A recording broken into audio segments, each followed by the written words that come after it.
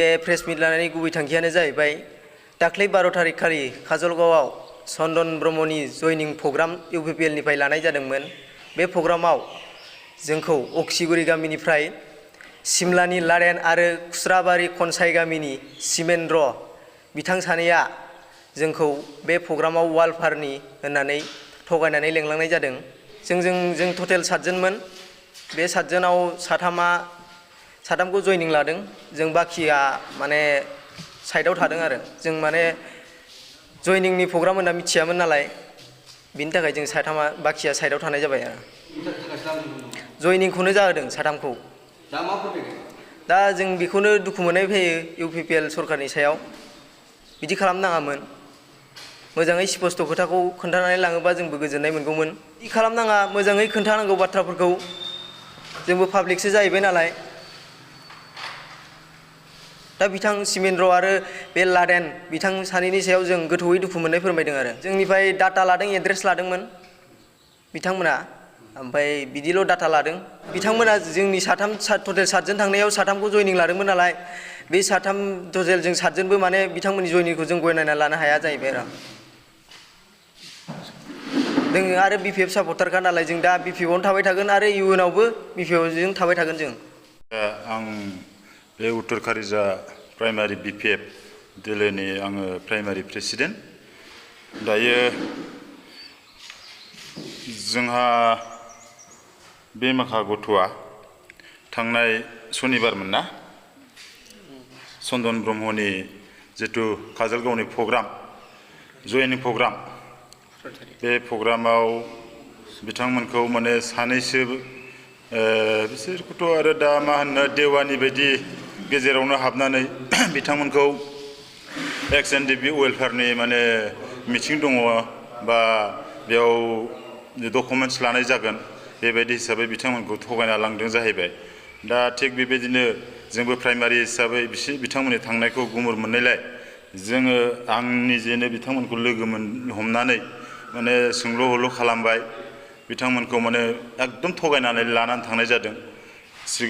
सिगांनिफ्रायनो बिथांमोना जोंजोंनो खामानि दामानि बा दोलोनि खामानियाव हेफाजाब होगासिनो दङ। प्राइमारि हिसाबै आं बेखौ मोजाङै मिथिगौ। बेनिखायनो जाहाथे इयुन खेबाव बेबायदि आरो माने थगाय थसि सोरखौबा नाम फाननानै बा सोरनिबा मुं लानानै माने रावखौबो बिदि नंखाय बाखाय थगायनानै लानानै थाङा राजनितिनि बेलायाव। बिथांमोनाबो जिहेतु एक्स-एन-डि-पि हिसाबै दङ, बिथांमोनाबो थिरेन ग्रुप हिसाबै माने जेबो मोननो हायाखै। बेनि थाखायनो बिथांमोनावथ' आरो मोननो लुबैनाया थाखागोन। गुबुन ग्रुपनिफ्रा जिहेतु मोनबोबाय बे हिसाबै बिथांमोनाबो मोनसे आखा दं। थिरेन ग्रुपनि होननाय लोगो लोगो बिथांमोना थांदोंमोन आरो बेयाव दा बिथांमोना 7 जन थांदोंमोन। माने राजनिति हिसाबै जिमानखिनि गियान थानांगौमोन बेखिनि गियानाबो फंबायफोरनाव जास्लाबाखै जिहेतु बे हिसाबै बिथांमोनखौ माने गेजेरावनो सोरबा बा सानै बिथांमोननि नामा बिथांमोना खोन्थादों। दानि सिगाङावबो एसे बुंलांखांबाय। दायो आंनाव माने गोसोआव बेबायदि गैया। गतिके बेबायदि जाहाथे इयुनाव खालामा आं प्राइमारि हिसाबै बेखौनो खावलायनाय थाबाय। फंबायमोनखौ जेरैबायदि लाना थांबाय बेखौनो बुंनो सानो आङो। बिथांमोना सोरखौबा थगायनानै बा मानिबा खामानि दामानि देखायनानै बिदिसो लांगासिनो दं बायदि आं सानो आरोखि। जयेन जानायनि बेलायाव आं प्राइमारि हिसाबै आंनि प्राइमारिनिफ्राय दासिमबो इउपिपिएलआव जयेन जानाय प्रग्रामबो आं प्राइमारि हिसाबै नुना मोनाखै आरो गुबुनावबो बिदि दिनैसिम माने गभर्नमेन्ट बिथांमोना सालायनायनिफ्राय राजुहुवा मिटिंबो नुना मोनाखै। 12 तारिखआव जोङो मोनसे सासे लोगो बै लादेन खनसाइ गामिनि आरो बेनि फ्रेन्ड सिबेन्द्र खुस्राबारि गामिनि दा बिसोर जोंखौ थगायनानै माबायाव इउपिपिएलनि जयनिं मिटिङाव लांदोंमोन आरोखि। दा जोंथ' मिथिस्लाबा नालाय जों थांबाय थगायना लांबाय नालाय ओजों थांनानै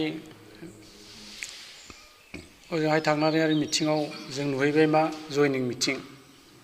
जोंथ' बेफोरखौ मिथिया नालाय थांनानै ओमफ्राय दा बिसोरो जों थगायमालाय एक्सुवेलि बिनि लिस्ट होदोंनो होननानै जोंखौ जोङो टाइपिं खालामबाय माबा खालामबाय लोगोफोरखौ ज' माबा खालामनानै माने कागजखौ लाबो ओमफ्राय 6 लाख खरि मोनगोन ओरै होनबाय नालाय मानसियाथ' मोननो लुगैनायाथ' मानसिनाव गासिबो थाखायो नालाय ओमफ्राय जोंबो थांबाय बिसोरथ' जोंनो फिक्स खोन्थाहराखै मिटिङा मानि जायगाया बबेयाव खोन्थाहराखैसै नालाय ओमफ्राय जों थांनानै जायगासिम मोनहैबा नुबाय मा जोङो BPF टु UPPL जयनिं ओरै जाहैबाय जोंजोंथ' बिदिया सलिया जोंथ' जों मिथिंगानो फैयाखै ओरै रखम थ' गोदोनिफ्राय जोंहा BPFआव जगदानखा नालाय दा जोङो दा दुखु मोननाय फोरमायदों आरो बिसोरखौ थारमाने बिदि सिखावै जोंखौ लांनाङामोन थारमाने बिसोरनिया बिराद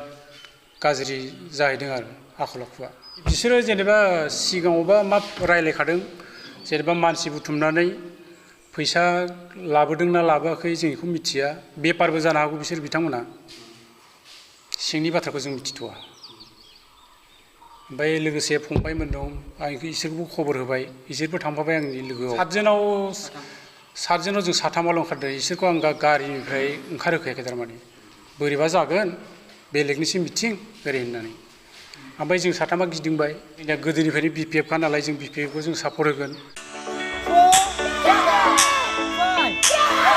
नोंथांमोनहा गावबा गावनि गथ'खौ काराटेनि सासे राफोद गेलेगिरि खालामनो गोसो दं नामा? हादरसायारि, हादरारि, हादर गेजेरारि थाखोसिम गेलेग्रा खालामनो गोसो दंब्ला नोंथाङा गोबाव दा खालामसै।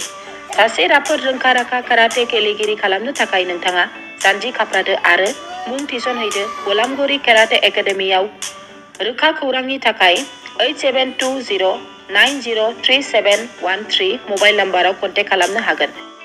बेबायदिनो बड' हाउस काराटे एकाडेमिनि थाखाय 6900451157, बेंटल काराटे एकाडेमिनि थाखाय 9678041226, बेनांगाव काराटे एकाडेमिनि थाखाय 6901341656 आरो धालिगाव काराटे एकाडेमियाव मुं थिसननायनि थाखाय 8720903713 मबाइल नाम्बाराव खौरां लानो हागोन।